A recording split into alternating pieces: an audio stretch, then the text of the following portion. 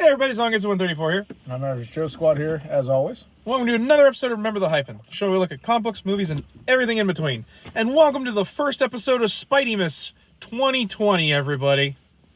So, as you know, the first episode of, well, not Remember the Hyphen, but any podcast we ever shot ever. The pre-hyphen was us watching Spider-Man Into the Spider-Verse. And so, we dedicate the month of December to all things Spider-Man.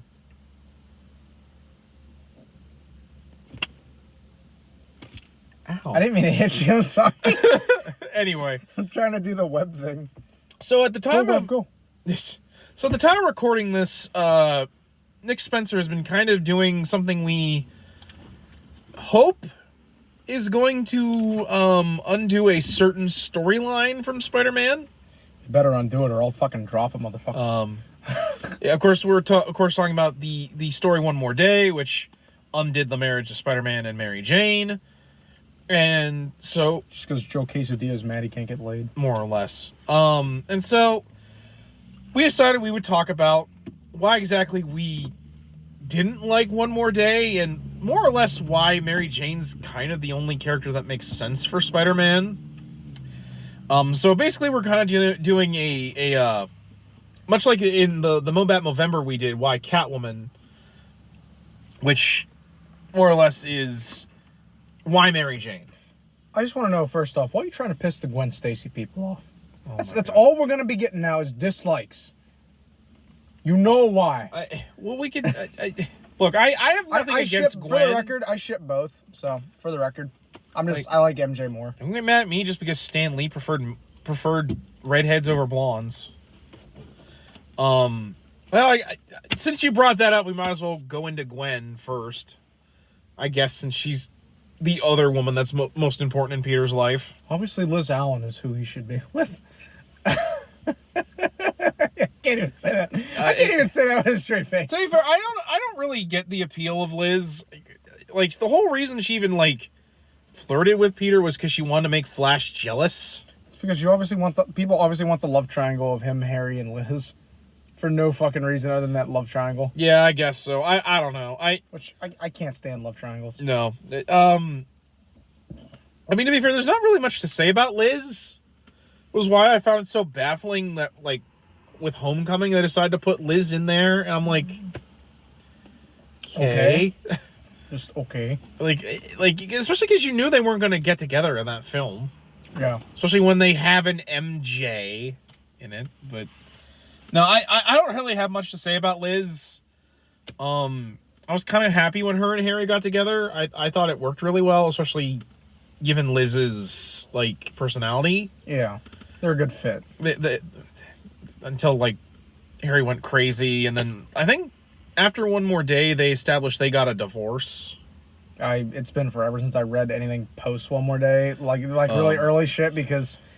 As everybody who has ever watched a video on this channel knows, I hate Dan Slott with a fucking passion. Well, to be fair to Brand New Day, Slott was just one... probably this Spideymas, I actually want to do a video where I talk about my experiences reading Spideymas. Because I wasn't reading at that point. Brand New Day. Because, for those of you who don't know, after Brand New Day... After One More Day, they did this event called Brand New Day, where they canceled every title except Amazing, took those slots that they were going to release those stories, and just released a new issue of Amazing. So, 3 months, for three times a month, you would get Amazing Spider-Man. And, man, is it bad. It's so bad. This man gave me those issues and said, get this shit out of my house. I gave you those and all my Dan Slott issues, because I didn't want them anymore. Yeah. But now I got that shit in my house. I don't even have that. That shit's not even in the long box. That's what I'm saying. It's not worthy of a long box. No, not my fault. You want to collect every issue of Amazing. Because I'm a fucking sadist. But I guess since we did Liz, let's just go in order then. I get there's really no chemistry to Liz and Peter, so I don't think that would have ever worked out. Yeah.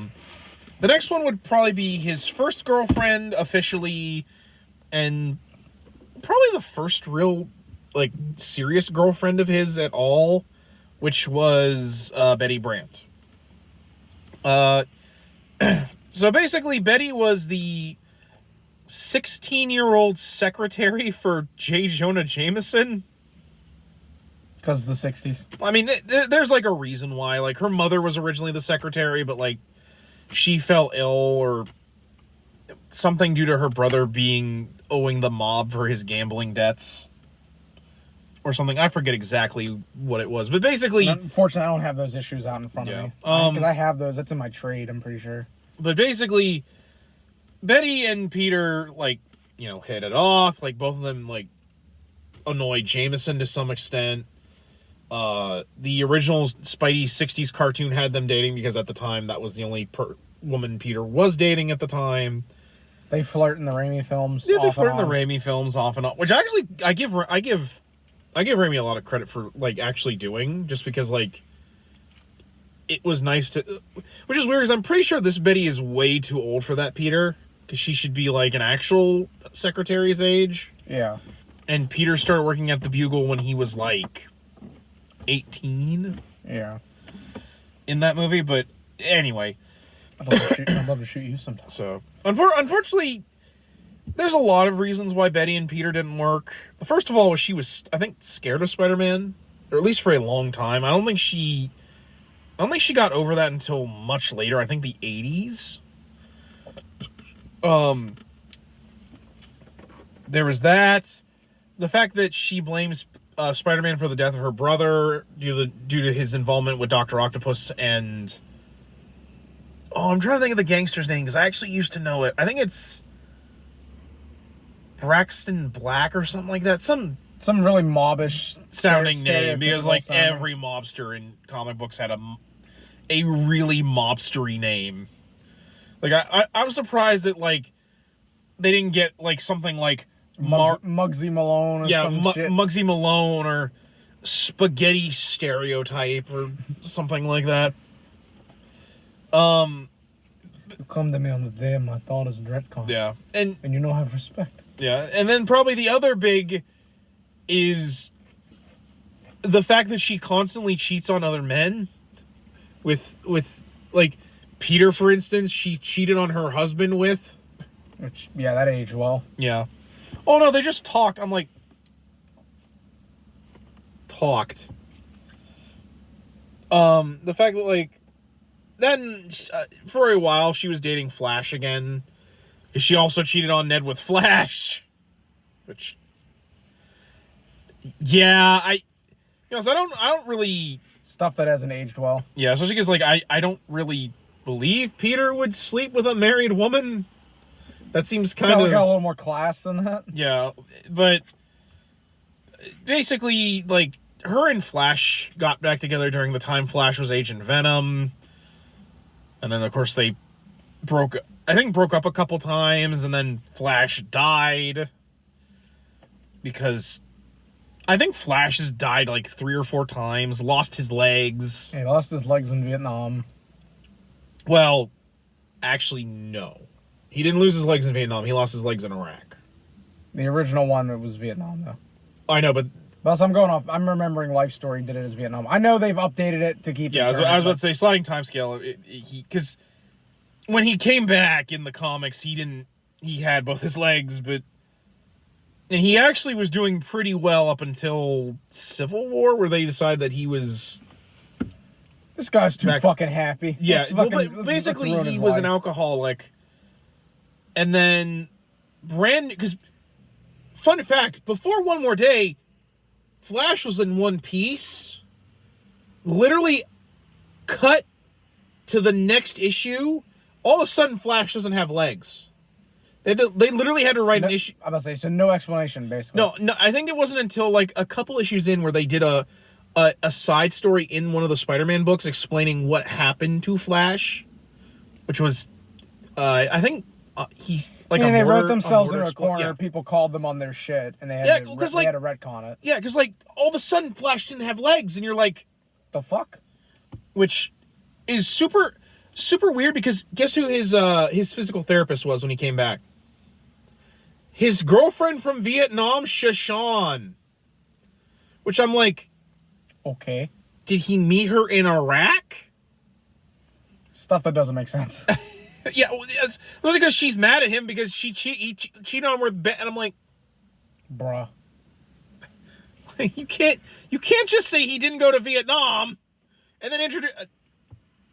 That's not what this episode's about. Me looking at Dan Slott, you're a hack. No, but so yeah, there's a lot of reasons Betty wouldn't work. Would you agree with me? Or Yeah, I definitely agree. It's kind of a shame because like not a lot of people remember Betty. And also they almost set her up as like the girlfriend for Ben Reilly the clone. Which, like, imagine if her and Ben got super serious. How would Ben explain that? Good question. Like, no, you see, baby, I gotta come clean. Yeah, Ben, because you've got all this stuff, but it seems like you kind of just appeared out of nowhere. Oh. Yeah. Oh. Okay, explain. That. I got thrown down a chimney. It all goes back to being thrown down a chimney. That's not even him, man. That's a different clone. I know, because they like... Or at least it was. Clone Saga, they were making it up as they went.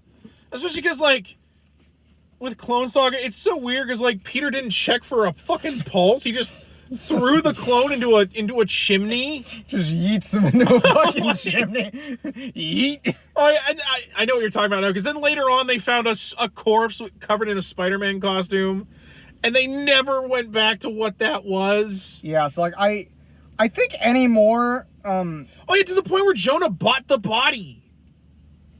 I think anymore I think the current canon goes with, and anybody correct me if I'm wrong, because I could very well be wrong. That neither of us have read Clone Conspiracy. We only know... I own it and I've never read it. I only know bits and pieces of Clone Conspiracy. So if they retcon something... I don't think it was ever brought up in real Clone Saga.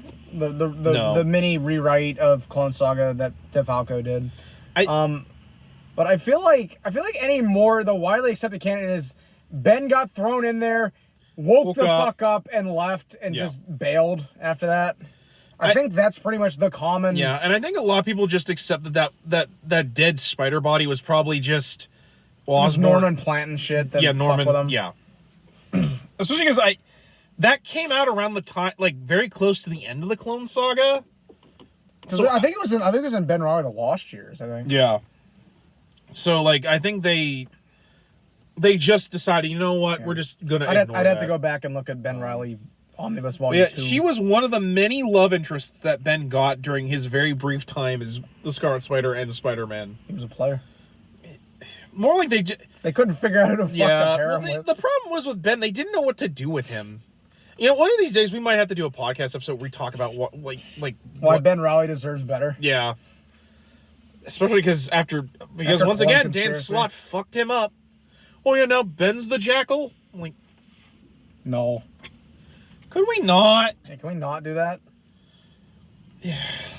But yeah, so Betty has a lot of I feel like to reiterate, I don't think Betty completely cheats on men all the time. It's just her relationship with Ned Leeds was pretty toxic. Especially later on when he gets brainwashed by the Hobgoblin. And then, alright, which I guess this brings us to the woman we were going to start with. It's obviously Deborah. Not yet. Let's do Gwen. Because Gwen's going to be the one we're going to have to talk about a lot. Oh yeah, let's bring up the shipping wars when we get to it. Yeah. We get there when we get there. Well, I mean, we're pretty much there because Gwen's the next in line. So, Gwen, of course, Peter met when he first started at Empire State University, or ESU as most of us shorten it to. Which I actually found out was not a real college. It's based on, I think, New York State. Yeah. But, also, I apologize if you keep seeing me stick my finger in my ear. My allergies are acting up, and I gotta pop my ear.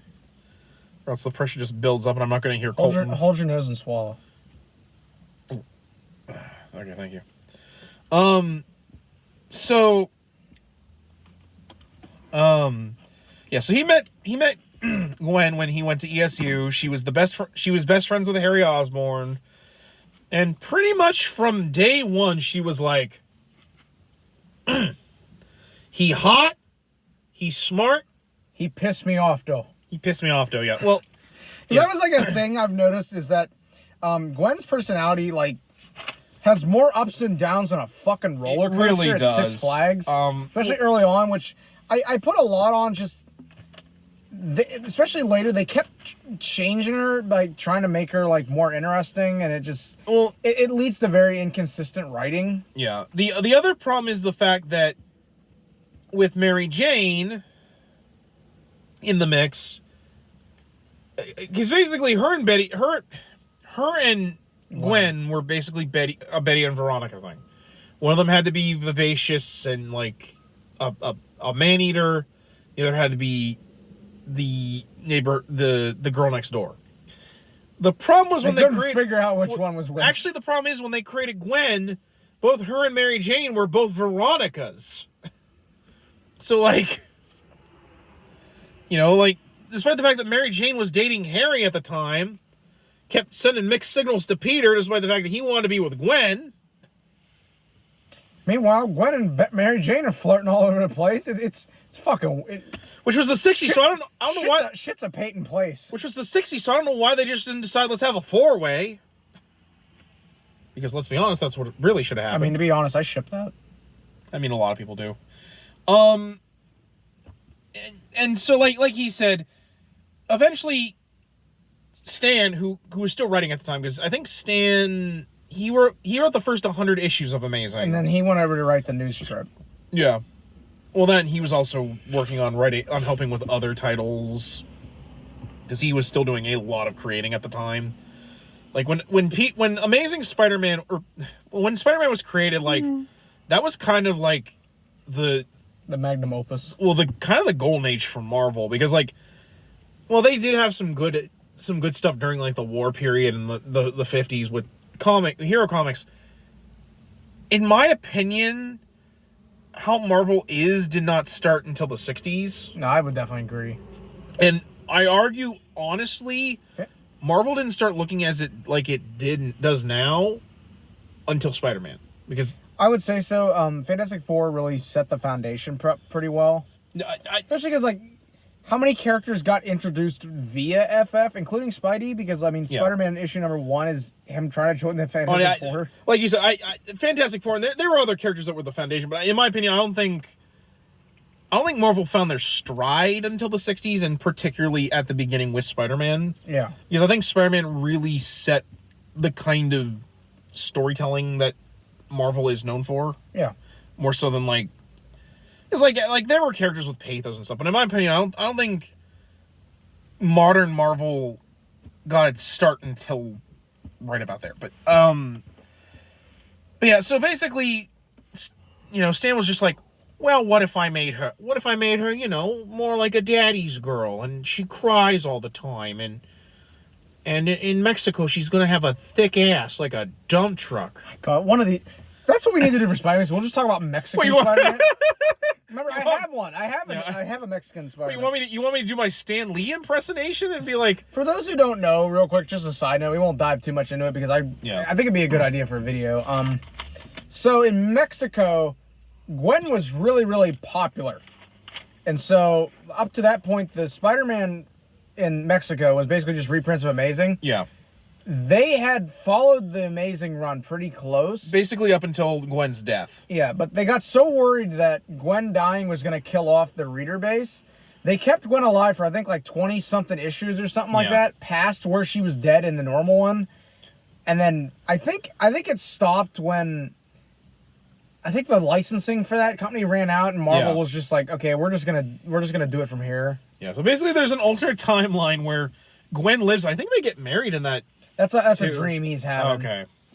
But God, trying to find that issue for anything less than $1,000 is ridiculous. Well, yeah, because like these are A, Mexican comics, and B, they've never been reprinted. And especially right now, trying to get anything shipped over the border is fucking crazy. Yeah. I was lucky to I might have to bring him in, honestly, for when we do that, if we do this Mexican idea, because I have an issue of Amazing, and I have its Mexican counterpart. Yeah. Well, if nothing else, we could just talk about variants, maybe. Well, that, or we could just talk about like Spider-Man around the world, because we could talk about the Indian Spider-Man, because one other time we're going to talk about... I have all that as well. Because when are we ever going to talk about the Spider-Man of India? Yeah.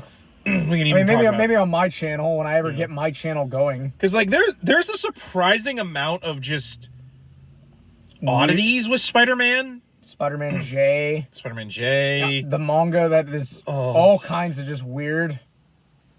To the point that Marvel doesn't want you to know about Especially because I think there's, like, 3 different Spider mangas. There is.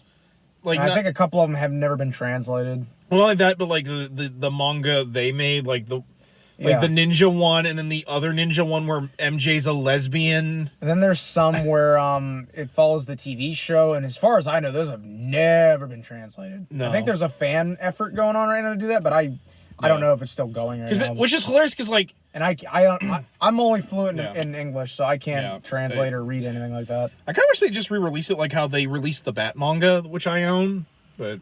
I wonder if the new translate thing on the app on the phone, maybe I have to see how that works. Maybe if you just hold it up, it'll translate it, but it will, but not very well. Probably not very well, but even then, I looked into getting some of those. Again, they are fucking crazy expensive. Yeah. Probably because people like me that want to collect everything Spider-Man, that shit's probably rare. Plus, it's an import, so it's already a pain in the ass to get it into the country right now. So anyway, getting back to Gwen. Yeah, we went on our tangent here, but the Mexican thing is interesting. That's why because I think we've made that joke before. Yeah. Well, then of course Stan wouldn't like. Are you kidding me? Stan would love dump truck ass Gwen. He'd Excelsior that hoe. I'll Excelsior that ass. Jesus. So can we get a shirt made that says that? But yeah, so like a lot of the problems with Gwen is more.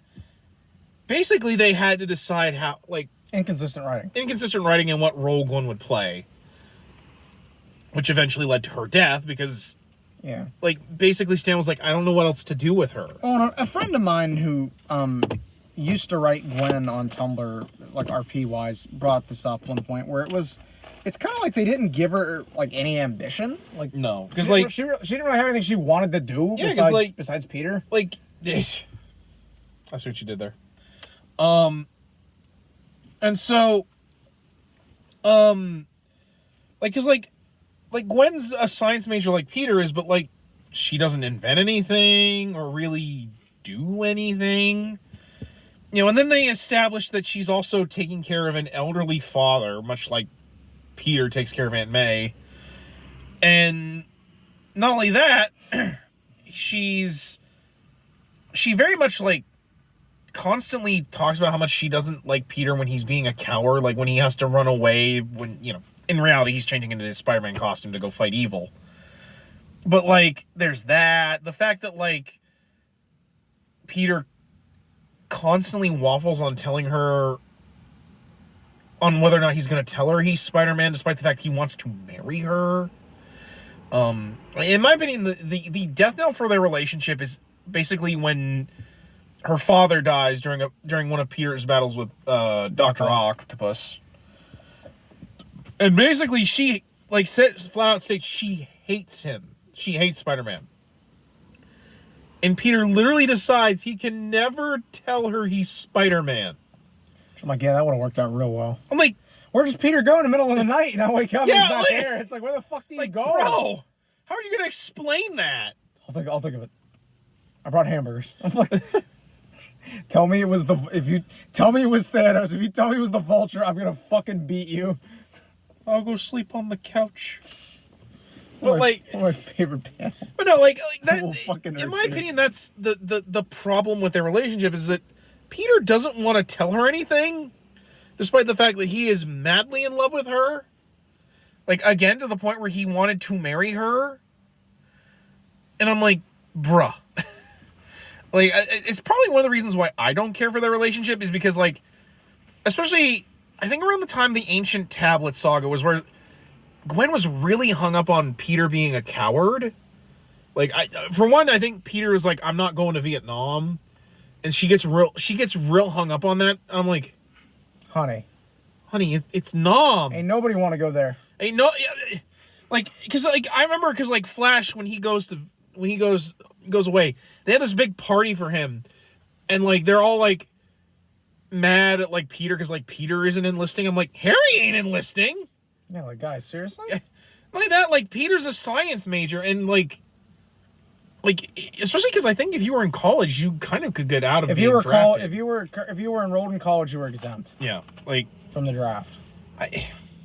It's weird, especially in my opinion. Life Story actually I think did this a lot better, where Peter kind of is more like him and because like one of the things is him and Flash are also still like kind of fighting at this point, and like Peter almost misses the going away party, and so like they're all like, "What are you doing, dude?" No, meanwhile, Peter's like I think fighting. I can't remember who he was fighting. I think it was Craven, maybe. I don't remember. But so. No, I'm thinking of a story with Harry. Never mind. I forget who he was fighting because I have the ancient tablet essential, but I can't remember half the stories that were in this. I also have it. Remember, I have the like the essential the epic. I have the epic collection. Like the only story I remember that is Robbie's son was having a sit in with all the other African American kids on campus because they wanted to like turn one of the like exhibition halls into like. Oh, is that when he tells off Norman? Yeah. Yeah, I remember. I've seen that panel before. Well, especially because it's because they're talking about drugs. Yeah, but yeah, in my opinion, like the fact that Gwen constantly wants to push Peter into being something he isn't, I think would have eventually. I know a lot of people are like, "Oh, but their relationship was so pure," and I'm like, you guys remember it a lot differently, and I feel like a lot of that honestly is due to two things. There's been a really big romanticization of Gwen since her death. No, and the comics really don't help it. Yeah, well, I'm getting to that, and like a lot of that, I would probably say is due to there are a lot of people that love her and Peter together, which is fair. I mean, I ship it pretty well. I don't ship it as much as MJ and him, but I know like that because that's like around the time I think. You know, that was in my opinion like as much as I love the Ditko era of Spider-Man, I think the era where they really solidified Peter as a character would be Romita and Gary Conway, because nothing against Ditko, his Ayn Rand like leanings kind of makes Peter a dickhead. No, that's like, pretty accurate. Going back to the like, because Peter during the part where Robbie's son is having the sit-in, Peter actually is like, yeah, no, fight the man, you know, like that, you know, like the way I think Peter would be. Yeah. During Ditko's run, Peter sees a bunch of like protesters protesting like civil rights, and he's like, "Ugh, these people." Like I forget exactly what he says, but I'm like, "Bruh, Peter wouldn't do that." Like the Spider-Man I know wouldn't do that. No, the Spider-Man I know would be like, would want to go down there with them. Be like, "Yeah, you fight the corruption, my dudes." To go with that romanticization leads me to I think what is the biggest thing? She dead? No, not She's Dead. Spider-Man Blue. Oh, yeah. Because it retcons a lot of shit. And even though I'm pretty sure it's not fucking canon. No, it actually contradicts canon. Yeah. That's what everybody goes to, which as an MJ shipper, I really don't like, because it paints MJ in a really bad light on that. Yeah. But like, I don't know. The thing with Gwen, I think, really that is, I'm trying to think how to word this.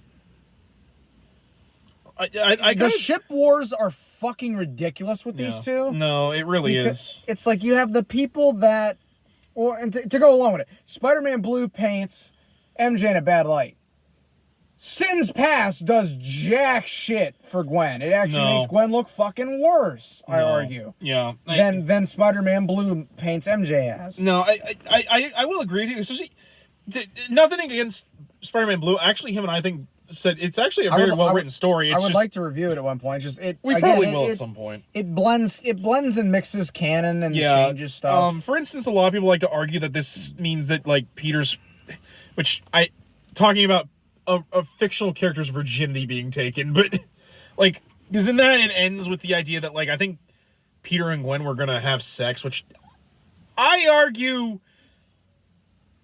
because me and a lot of people argue that Peter's first time was actually after Gwen died, particularly after Mary Jane stuck by him when she died, Like, and after I think actually after the Clone Saga, when he realizes he's in love with Mary Jane, you know, that part where he doesn't look at the like, he's like, why I have feelings for Mary Jane, which means I'm not the clone. So he literally goes and meets up with her, and then arguably there they well, you know, did the horizontal polka. I would argue it. To me, I don't remember what issue number it is, so forgive me for not listing the exact issue. I mean, to be fair, I didn't list that many issue listings either, so. It's an issue where they're dealing with Peter being hung up on Gwen, and MJ being like, okay, I've kind of fucking had enough of this. Yeah. And, like, there's, like, a part where, like, she rants to May about it, and they talk about it. And this is earlier in the issue where basically she's like, she got really pissed at Peter, and she's basically like, you need to snap out of it, or I'm going to snap you out of it for you. Yeah. And it ends up leading to, like, Peter kind of realizing, like, I got to move on with my life. Yeah. And so he goes and meets up with MJ at I'm pretty sure it's MJ's apartment. Yeah. And the end of the comic is, like, them shutting the door. I'm pretty sure that's where that happens. I mean, fair enough.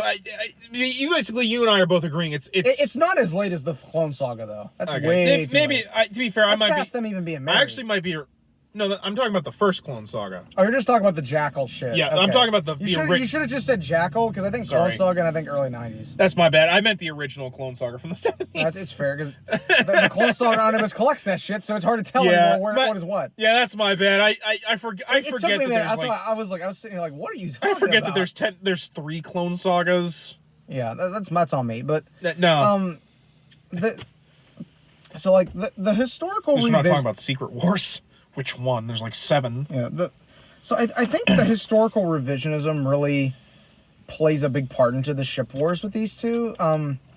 Because as someone who's on Tumblr, and I'm pretty active in the Spidey community on Tumblr, I've seen 3 different groupings of people involved in this. I guess this is turning into let's talk about the ship wars 101. I mean, but fair. You have the people who ship Gwen and Peter. They only ship Gwen and Peter. You have the people that ship both. And then you have the people that ship Gwen and MJ. I mean, Gwen and MJ off to the side, then Peter MJ right here. Because there is a lot of offshoots of this. There is. But those are the 3 main groupings. And I swear to God, the Gwen Peter shippers and the MJ Peter shippers, it is like the most toxic fan war I have ever fucking seen. It really is. And like when you get people like me who ship both that are kind of like, I wish we could just stop fucking fighting. Like who? Yeah. Like who if you ship what you ship, cool. Like you don't need to be an asshole to everybody about it. But no. Like you have the people that, like I follow a blog called Superhero Confessions. Yeah. I have seen some truly toxic confessions regarding this kind of shit, where someone's like, oh, it makes me fucking glad to see MJ and Peter shippers fucking miserable because they all deserve to fucking die, and just shit like that. And then there's people that claim like, oh, if you ship Gwen and Peter, you're a white supremacist. Like, yeah, that's how toxic it is. It doesn't make any fucking sense whatsoever. Good Lord. Yeah, my one friend Ange got called repeatedly a white supremacist because she shipped Gwen and Peter, which again, that doesn't make any fucking sense. Whatsoever, that makes no sense. No, so like you have all this toxicity, and again, the MJ Peter shippers are mad about how Blue portrays things. Yeah. And then you have the Gwen and Peter shippers, which are pissed about Sins Past, rightfully so in both cases. So, yeah. I don't like how Blue portrays MJ. I don't like anything about Sins Past. I don't think I own Sins Past. I didn't actually give you those because I wanted to keep all my Straczynski issues. Yeah, I don't even own a trade of that shit. Unless it's in the J. Michael Straczynski Omnibus Volume 1 that I have. It probably is. It is because... I do own that shit, damn it. I think they own everything up till... I need to get Volume 2 of that, by the way. Because I think it goes up to everything until Peter, MJ, and Aunt May move into Avengers Mansion or Avengers Tower. Yeah. Like I said, I need to get Volume 2 of that. I wonder what that's going for on Amazon now. Probably a lot. But getting back to the Gwen Peter thing, so like the thing I've noticed is just like I said, there's a lot of toxicity with that fandom, particularly with those people. Yeah. And it kind of saddens me because like I like both of them, honestly, because I feel like Gwen and MJ are both very essential parts of Peter's life at differing points. So it kind of just is like, why do you need to choose? Why can't you? No. Peter's got 2 hands. Why can't he hold both hands? I know where you're going to go. You shut your whole mouth. But it...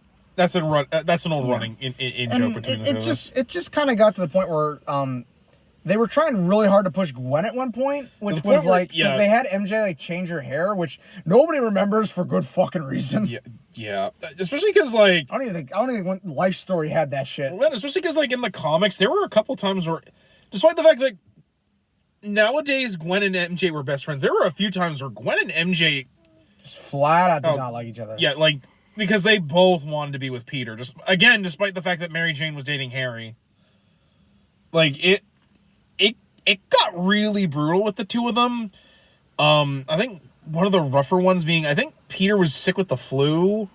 You know, that issue where or no, maybe it was I want to say it was that one where he gets sick with the flu and Dr. Octopus actually unmasks Peter. But because Peter was so sick, everyone was just like, oh, he just put on that costume to try and draw Doc Ock away. Because he literally did such a shit job fighting Doc Ock. They're all like, damn, this can't be him. Damn, man, you live like this? Yeah, that's one of my favorite stories, just because everyone's just like, wow. I actually kind of thought he was Spider-Man for a while there, but... after that, I don't think so. I don't know. Which is hilarious. So it kind of just went back and forth who they were going to pair Peter up with. I mean, like, Stan liked MJ more. I think Conway liked Gwen more. No, Conway liked MJ more. Yeah. Because I have a quote to cite that with. Okay. But so it was going back and forth. Finally, they kind of just realized that it's like, okay, we have to pick one. This is getting to be a little ridiculous. Let's pick one. And I think Stan just eventually just flat out said, let's just do MJ, because... I think he has a affinity for redheads. Yeah. Well, to quote the thing from Conway, because in my Amazing Spider-Man Omnibus Volume 4, which is the one where Gwen dies. Right. Oh, yeah. Which is a very, very, very cool cover to it. Yeah. And it wasn't the one I pre-ordered it with. It was the actual comic one. And the other one where, like, someone in my life is about to die. I don't know which one. No, they changed the cover last minute. Not the traditional him holding Gwen in his arm. No. They didn't have that as the cover originally. It was the old, like, the yellow one with all the pictures. That was the one I pre-ordered it with. I think the regular trade when I got it, it was a different cover. Yeah. And I remember going to Amazon. There were people pissed about that. And I'm just like, I have the book. Yeah. I spent $125. I'm just happy I have the book. Yeah.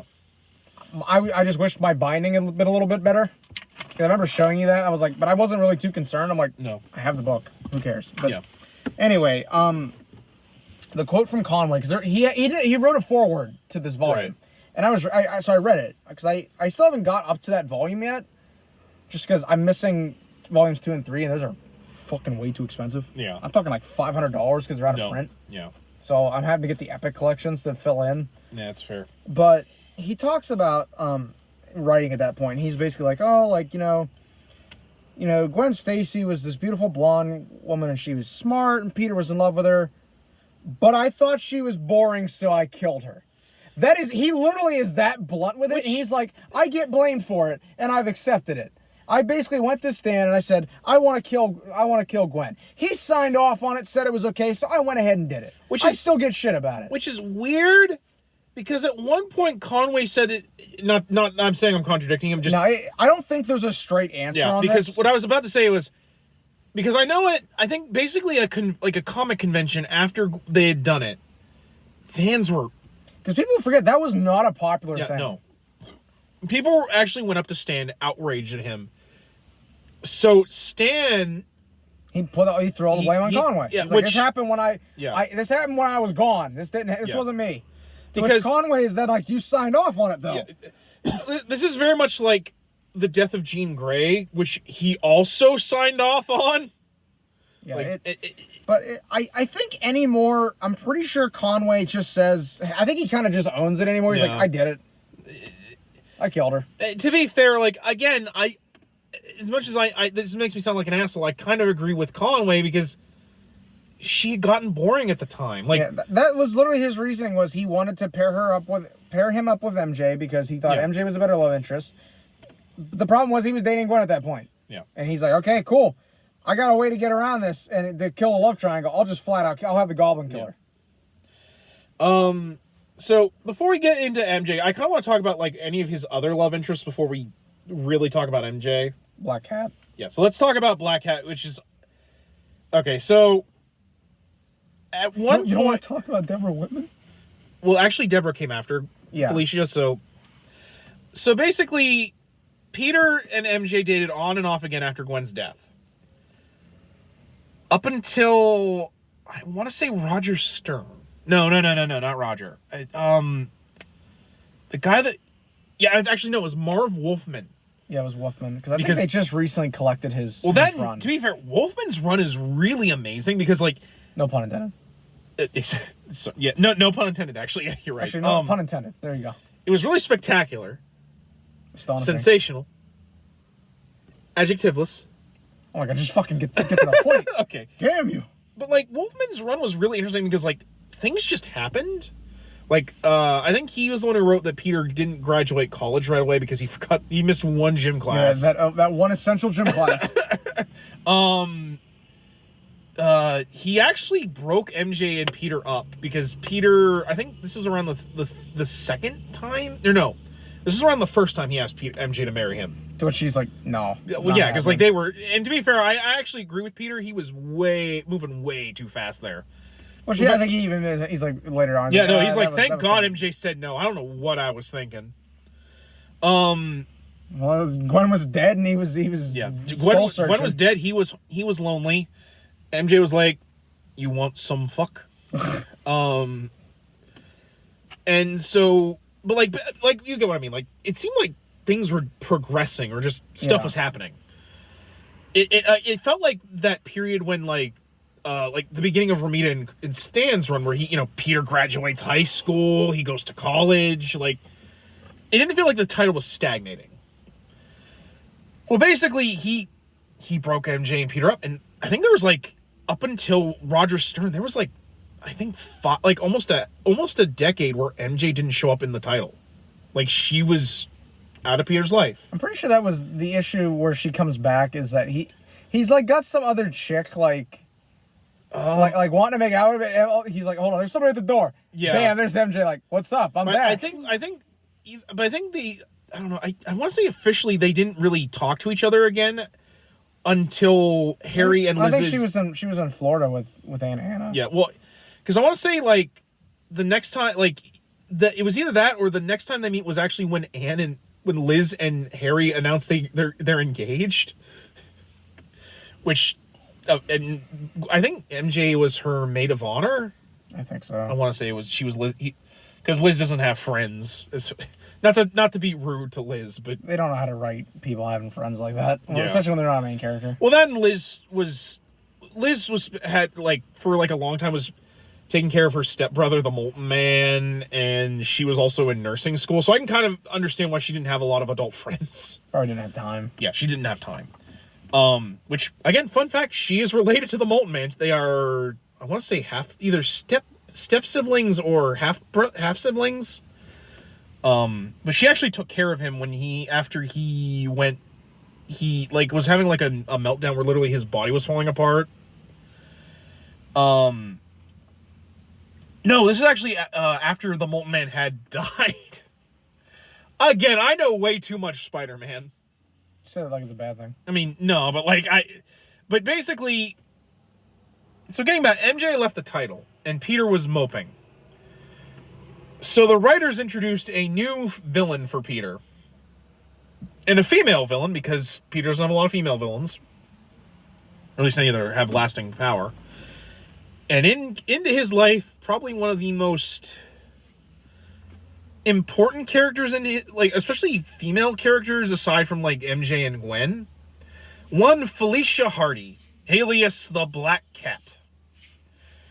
And they hit it off pretty well, because like they flirt with each other pretty openly.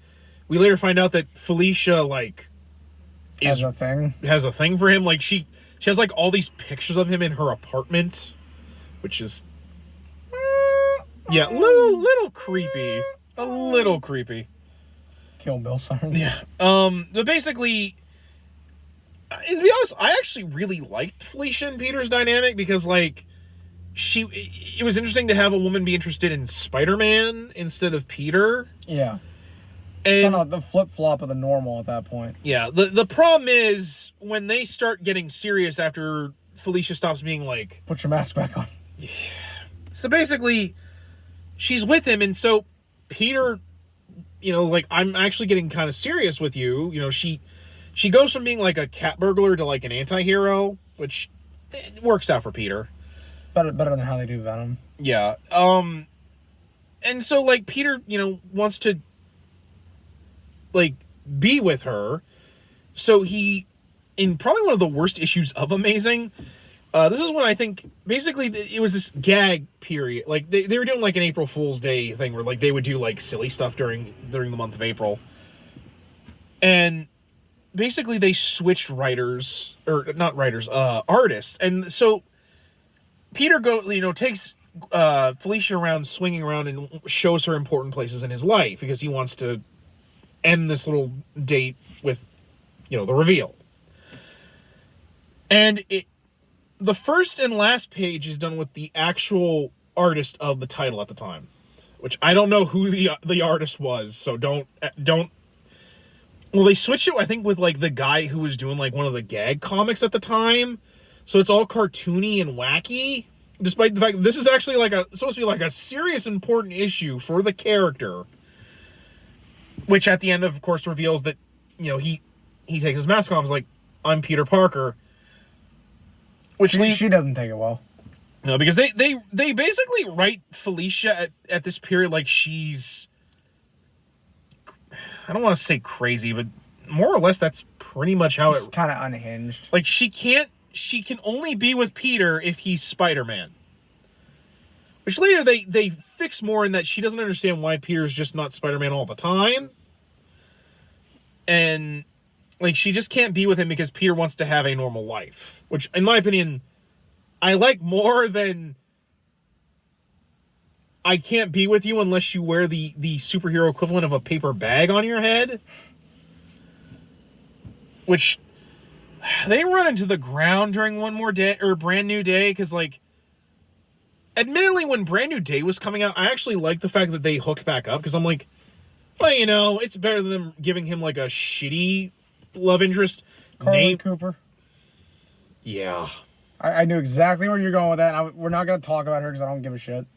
Sorry. We probably will have to talk about her, though, when I bring up Brand New Day, because... Yeah, we're going to save that for Brand New Day, but I don't give enough of a shit to bring that up, because I'm sorry that... No, and we're not going to talk about her here, either, because I don't care. That doesn't count. Especially because it's so fanficky. It's like a self-insert, and I'm like, I'm sorry, it's just cringy. Like, yeah, let's break up Peter and this well-known character so I can have my own character. But, like, yeah, and I liked him and Felicia getting back together at that point, because I'm like, you know what? It's at least it makes sense. Like, Peter's having some bad luck, so he falls back, you know, and... Yeah. And Felicia's just like, I'm not really looking for anything, but, like, you're here, and I'm here, and oh, look, my costume has seemingly fallen off. But yeah, like, as much as and then, to be fair, Felicia keeps constantly working with supervillains. Like, she worked with the Kingpin to get herself superpowers so she could be more equal with Spider-Man in combat. MJ just trying to have a normal marriage. Black cat, blue ball, and Peter every 2 seconds. Yeah. Later on in the 80s, when she gets her awful Michael Jackson outfit, she dates Peter again, only so that she can use him as a tool for the Foreigner. Not the band Foreigner. Remember, then she dates Flash for a while. Well, yeah, but that was after Peter and MJ got married, and she was like, "Look at this, Peter. Look at. You know that high school bully you talk to me about all the time? I'm letting him dick me down. I'm getting dicked down by Flash, Peter. I'm getting dicked down." She's just trying to make him jealous. Did you hear the part where I'm getting dicked down, Peter, by Flash? Flash, tell him how you're dicking me down. Come on. I get the joke. I get the joke. Yeah, but I like Felicia, but I argue that's again some inconsistent writing. Yeah. Probably my favorite version of Felicia is actually the animated series, which I actually kind of preferred her over MJ in the animated series. But that's mostly because I don't really care for the writing for MJ in the animated series. I like her in the PS4 game.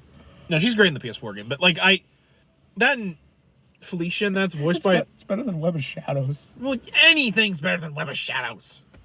Her writing in Web of Shadows, I don't know what they were thinking with that. They're like, oh, it's gotta be a contrast. We gotta have you can choose to be good or evil. And I'm like, but Felicia at this point isn't really evil though. Yeah, like she hadn't been evil for like 20 years. Yeah, so to say she hadn't been evil. Like the next time she's evil is after fucking Superior, and even then was fucking shitty. That was mainly just because fucking Ock pissed her off while he's in Peter's body. And then but the thing is though, like she shouldn't be mad at Peter once Peter explains it. No, it doesn't matter. You're making shit up. That's probably what she was thinking. You're making shit up. Well, that's what Dan Slott said. Like I'm sorry, I don't really care what egotistical ass boy says anything. I just hated that in general, and thankfully Spencer fixed that. Like everything else, Slott fucked up. Well, because like literally, she's like, Spider-Man beat me up, so now I'm gonna become the Kingpin. I'm like, excuse me? You went from cat burglar detective to Kingpin? Excuse me? Where's the connection? This is where you started. My hand off screen is where you got. That's quite a leap. Like, it makes sense if Daredevil becomes the Kingpin. It's because Dan Slott doesn't know how to write fucking females. I know. Dan Slott doesn't know how to write in general, but... Not really. So, yeah, one of these days I'll tag him in this and he can just be like, oh, you guys are just wrong. And I'm like, you're an asshole. Like, I love Black Cat, but sadly their relationship just could never work out, even though I really like the two of them. Honestly, I kind of wish at this point that, like, Felicia and MJ finally could just bury the hatchet with each other. Which they kind of started to during Clone Saga, and then they just went right back to not liking each other. But anyway, let's move on to the next girl, Debbie Whitman, or Deborah Whitman, a.k.a. what Gwen's design is based on in Spectacular Spider-Man, the animated series. So, after and kind of sort of during the time Felicia existed, Peter was also dating a grad student, well, kind of dating / kind of trying to, like, get her to leave him alone. Deborah Whitman. And to be fair, I actually don't really dislike Deborah. The problem is that Peter is actually kind of a douchebag to her for the entirety of it. That part didn't age well whatsoever. Fucking ever. Basically, like, Deborah's really into Peter, but Peter, who's in this transition between, MJ dumped me, these girls keep trying to date me, but, like, they're dating me for the wrong reasons. Because, like, I think, because when he started dating Felicia, he was actually trying to date this student of his, because he was a grad student teacher at the time. Like, basically, he did teaching for, like, when the professors couldn't be there. Yeah. Like, she was really into him, and it turns out she was only doing that because she wanted, like, answers to test scores, which pissed Peter off, which actually led into him falling for Black Cat. There's also, I think around the time, this is also when they introduced Lance Bannon, the photographer rival for him at the Daily Bugle. And Lance's girlfriend couldn't stand Lance sometimes, so she flirted with Peter every once in a while to make Lance mad at Peter. Except Peter was like, I ain't getting into this bullshit at work because I already did that with Ned. More Peyton Place bullshit that was unneeded. So basically, he was kind of at this point where he's like, I'm not really looking for a relationship right now, but you're nice, Deborah, so I'll give you pity dates, basically. Well, this eventually led into her. I can't remember. She was talking with Peter. Peter faced, I think, a villain attack. I can't even remember what villain, but basically, Peter's like, "Oh yeah, that's great, Deborah. I gotta go." And so he leaves, and all of a sudden she sees Spider-Man swinging from the area Peter went through, and Deborah, being an actual person with brain cells, puts 2 and 2 together and gets 4. And she's like, "Oh my God, Peter's Spider-Man," which. Doesn't it make her have a mental breakdown? That's what I'm leading into. It causes her to have a nervous breakdown because she can't comprehend it, which she actually goes to, like, a psychiatrist. And the psychiatrist is like, look, she's an unstable woman because this is the 60s and women don't have what we call emotions. Well, this would have been the 70s at this point. 70s. Same misogynist kind of viewpoint. So, Peter, what I need you to do is put on a Spider-Man costume and scare the shit out of her. This should probably make her so hysterical she'll come right back around to being a normal, emotionally unstable woman. For the record, that's not me. That's me explaining what the writing feels like. Yeah, it was the 70s. Misogyny is all over the fucking place. Which, to Peter's credit, was like... Are you fucking crazy? Yeah. However, he does decide, like, I really do care for Deborah, so I'm just going to come out and tell her I'm Spider-Man. So he tells her... And she doesn't blame him. She sounds like, oh, you can't be Spider-Man. Thanks, Pete. By the way, we're going to break up now, and I'm going to get back together with my ex-boyfriend, who I'll get married to, and then he's going to beat me. Yeah, they really mistreat Deborah, like really, really badly. Like, I think the only show that, or the only Spider-Man material that doesn't is actually the Spider-Man animated series where she ends up dating Flash. Yeah. Who actually turns himself around thanks to dating Deborah. But man, like, which is actually, a lot of that has to do with Denny O'Neil coming onto the title, which I love his work on Batman. His run on Spider-Man, which is admittedly pretty short, and leads into Roger Stern's much better run. Yeah. Denny O'Neil's run is awful. Like, for instance, he did that. He introduced the world to Madam Web, which, yay. But, like, it's really, really bad. And pretty much just undoes all of the traction Mark Wolfman's run did. Yeah. It's really a shame, but yeah. Do you have any thoughts you want to add about Deborah? I don't really think we covered all there was really to cover. Yeah. It's some of the material that just, in hindsight, it has not held up well to the rigors of age. It really hasn't. Yeah, I think that's pretty much the important ones. There's some other girls that he's dated both before and after Mary Jane, but most of them didn't really... He and Jessica Drew have a love-hate relationship with each other. He briefly dated Captain Marvel, the Carol Danvers Captain Marvel. Which didn't really go anywhere. Trying to think of some other ones. Brian Michael Bendis really wants to have him hook up with Kitty, despite the fact that happened in the Ultimate Universe. And that Kitty is kind of a psychopath. Yeah, and to be fair... And now modern Kitty's bisexual and probably dating other women. He took Sue Storm on a date. He did? Yes. That did happen at one point. Oh. I believe I think in the issue where he meets the FF, I think Sue even remarks that he's cute. Yeah. There was a little bit there. Obviously, it doesn't go anywhere because Sue's more interested in Reed.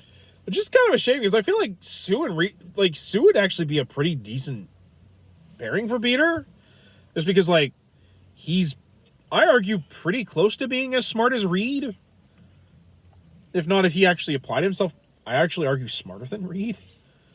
And he certainly be more attentive of a husband than Reed, but... I'm trying to think anybody else he's kind of just had a thing for.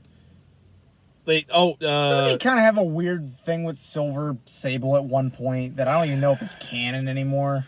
That was... It was the 90s, wasn't it? Actually, no. That's actually really, really current. Basically, once again, Dan Slott, during the Ends of the Earth storyline, Sable, like, pulls his mask up a bit and makes out with him because she's like, BT Dubs, I actually thought you were super, super duper hot. And then Peter's like... Okay. Okay, that's great. I'm trying to prevent Dr. Octopus from microwaving the planet right now. I'm a little busy. And then she dies. Just to make Peter feel bad. Because that's what we do. Joan DeWolf had revealed she had a thing for him. Yep. But that was during the Sin Eater, and he didn't find out until after Joan died. Which, oof, the way she dies is a real big oof. God, Very big that oof. shit. As someone who I remember actually... you telling me about that, and I didn't really believe it, and then I went and looked it up, and I was like, holy fuck. I'm like, yeah, what? no. Like, How'd they get this past censors? Well, to be fair, they don't... I know they don't show it, but yeah, they don't leave much to the imagination either. Especially because later on they say that, like, her torso was almost completely blown apart by the Sin Eater. I'm like... Too much information. I mean, to be fair, like, as much as I actually like the Sin Eater story... It's really heavy, and I get people that don't like it, but yeah. For those of you who don't know, Joan DeWolf was one of the many police characters they introduced to the Spider-Man. She's probably one of the few police officers that, like, while she didn't completely get along with him, she at least begrudgingly let him do what he needed to do. She got killed by the Sin Eater. Yeah. There's a woman they introduced during Brand New Day that Peter, she was the sister of the guy that was wearing the Spider-Man mask and killing criminals and leaving spider tracers. The Spider-Man killer has the... So again, we've really hit all the major people. There's just there's bits and pieces here and there that just never really go anywhere. Yeah. So let's just wrap this up by talking about Mary Jane and why exactly their relationship works so much. So I think the biggest reason why Mary Jane and Peter's relationship works so much is... As much as I know this is kind of a cliche, because, like, the whole, like, we're, like, they show superhero couples and why they're...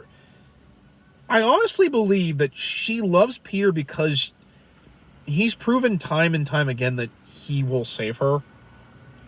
Like, of all the people that Peter has tried to live up to their expectations and failed, I think Mary Jane and Aunt May are the only two people in his life that he's always lived up to their expectations, even when he fails. Yeah.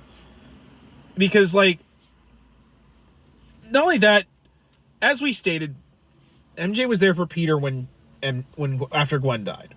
Like she's arguably the reason he pulled himself out of it. The other is that Peter was there for her. So if anyone doesn't know MJ's backstory, MJ is the youngest, or is she the oldest? She is the... Actually, no, I think they're twins? No, she's the youngest. She's the youngest. Yeah, off the top of my head, I'm pretty sure Gail is the older. Yeah. Yep, I remember. Because Gail has kids before MJ does. Yep, that's right. Gail, or MJ is the youngest daughter of a writer... Philip Watson. Philip Watson, and thank God you know, because I actually don't know her parents' names. I don't know her mother's name offhand. Basically, which I know is awful because I love MJ, but I don't know it offhand. Yeah, well, that it's been forever since. It's like her mom's dead in 616 continuity, and then in Raimi, like, she is never once seen. She's mentioned, and I don't even think they give her a name. Well, they're going with the ultimate version of MJ in that story because, basically, MJ's parents, her mother is kind of flighty and not really there for her. She's more there for her sister Gail because Gail's the more traditional 60s woman. Yeah, which 616 it's different, but Ultimate is different. But basically, her father's an abusive alcoholic. He abused pretty much all of the women in his life. And basically, MJ, when she's old enough, just can't deal with it, so... It's after her mom died. Basically, her mom dies. Oh yeah, her mom dies, and her father's Gail. Gail runs away with her boyfriend in high school, I think. Gail has a kid. Yep. Gail has a kid. The dad is there, and pretty much MJ just says, I'm not gonna be a part of this anymore. Yeah. So, and thankfully the aunt on her mother's side, Aunt Anna, who lives next door to. It puts a rift between her and Gail for a long time. Yeah, because that's the thing with MJ is that, or at least up until she gets married to Peter, that she runs away from her problems, which I think even Peter basically flat out tells her at one point when he gets fed up with her at one point. Like, I think he literally flat out's like, that's all you do, MJ. All you do is you run away from your problems.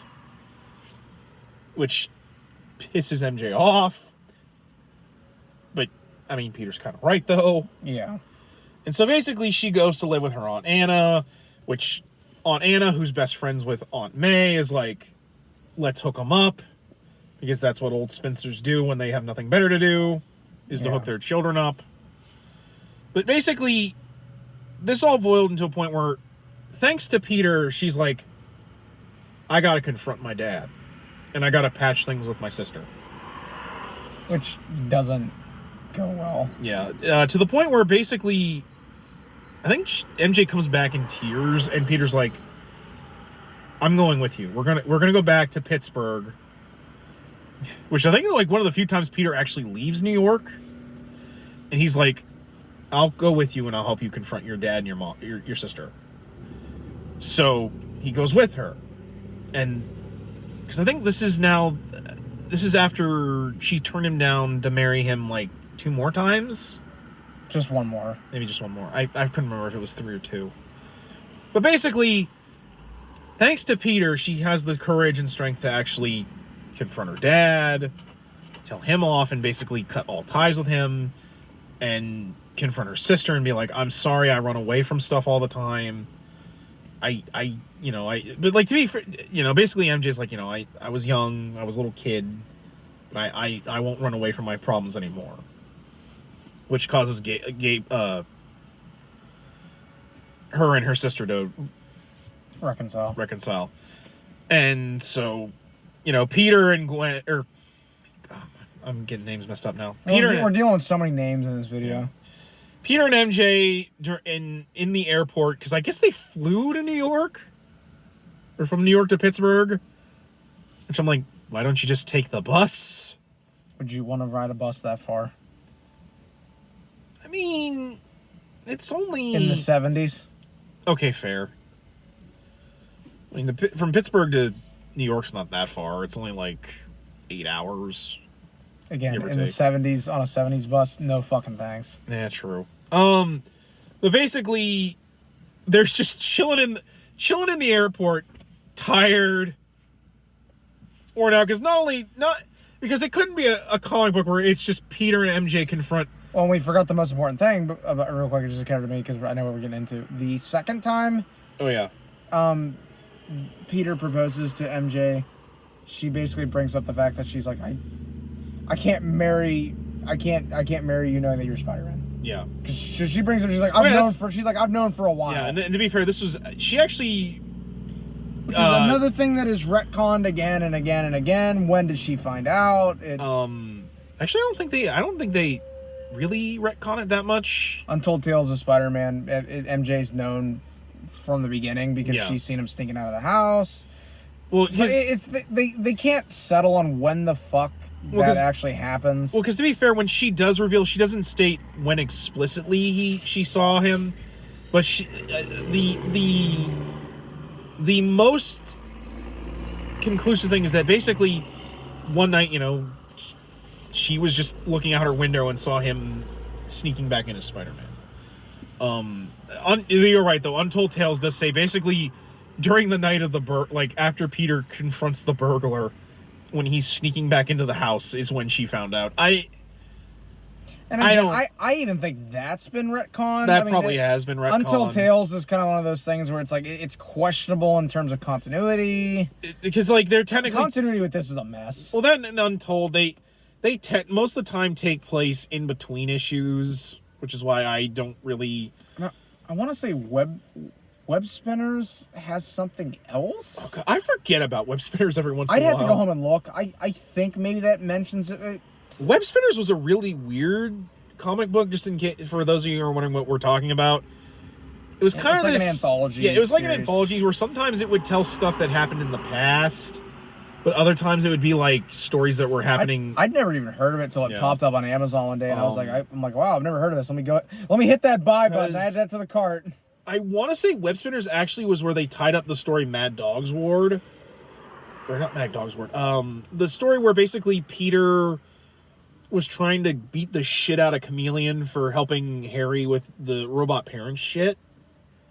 I think there was like a story with Chameleon. I'd have to go home and look. But yeah, Web Spinners is weird. It's much like Spider-Man's Tangled Web, where it's this anthology series where... And again, its continuity is in question, I'm pretty sure with that. But basically, yeah, like, she can't deal with the fact that he's Spider-Man, but then Peter shows that regardless of me being Spider-Man or not, I'm going to be there for you. And which, more or less, MJ finally is like, yes. I actually like his... Like, Peter's not even been thinking about it. He's just wanting to get home because he's been in Pittsburgh too long. Honey, I'm tired. And I love it. Like, because they're being all cutesy in this airport together. And she literally just looks at him and she's like, yes. And Peter's like... What do you mean, yes? What do you mean, yes? I'll marry you, you dork. Well, she says, I'll marry you, Tiger, but... And so... As they say, the rest is history. Well, he's in probably one of the most famous annuals of any. Probably also one of the most well-known wedding issue. I mean, to the point that they I'm pretty sure they had an event for it in New York. Yeah, actually, like a real thing. Yeah, that's the fact that Stan approved of it. Well, technically, MJ and Peter actually got married in the Spider-Man newspaper strip. And basically, I think because Stan was no longer the editor-in-chief, but he still was like one of the dominant owners of Marvel. He had some definite influence. Yeah, and basically he's like, I want to see them get married for real in the comic. Because a lot of people that disagree with the wedding... They're like, but it happened so fast. They were rushed, and they were barely out of college. Which a lot of people get married in or out of shortly after college. Again, that's realistic. Like I remember when I was in college, I was doing work on a computer, and I was actually hearing a woman and her friends actually talking about her wedding. My ex roommate got married like a year after graduation. Like it's. Like, I think a lot of people don't get that, like, college, you sometimes grow up pretty fast in college, and I'm not, like, some people, like, that they basically figure out what they want to do with the rest of their lives. Not everyone, but a lot of people do. And, like, college relationships can be a lot more meaningful than high school relationships, but especially because you're more of, like, a person in college than you are in high school. Yeah. But, like... Because, like, a lot of people are like, oh, they rushed it, and, like the issue, like, most of the issue is, like, MJ and Peter, like, deciding whether or not they should go through with it, which I don't think that's really fair to say, because I think MJ is pretty wanting to. It's